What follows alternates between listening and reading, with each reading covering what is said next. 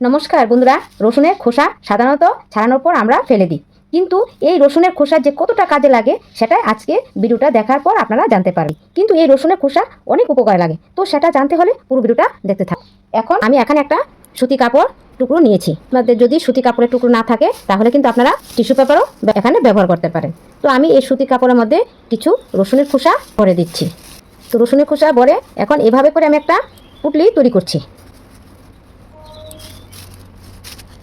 তো আপনারা চাইলে কিন্তু এখানে 1 কোয়া রসুন অ্যাড করে নিতে পারেন, সেটা আমি দিলাম না। তারপর দেখুন পুটলির মুখটা আমি খুব ভালো করে বেঁধে নিচ্ছি।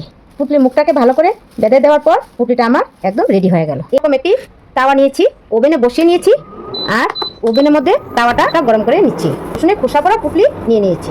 পুটলিটাকে এরকম তাওয়ার মধ্যে গরম করে নেব। তো অনেক সময় কি হয়, আমাদের বিভিন্ন জয়েন্টে ব্যথা হয় বা শরীরের যে কোনো অংশে যদি যে কোনো ব্যথা হয় আমরা চেক দিই। তো এইভাবে পরে রসুনের খোসা ভরা একটি পুটলির মধ্যে বরে যদি চেক দেন, সেটা হাঁটুর ব্যথা হোক বা শরীরের যে কোনো ব্যথায় হোক, এভাবে করে চেক দিলে কিন্তু ব্যথা থেকে অনেকটা নিরাময় পাওয়া যায়। এটা আপনাদের কাছে কেমন লাগলো তা কিন্তু অবশ্যই আমাকে কমেন্টের মাধ্যমে জানাবেন।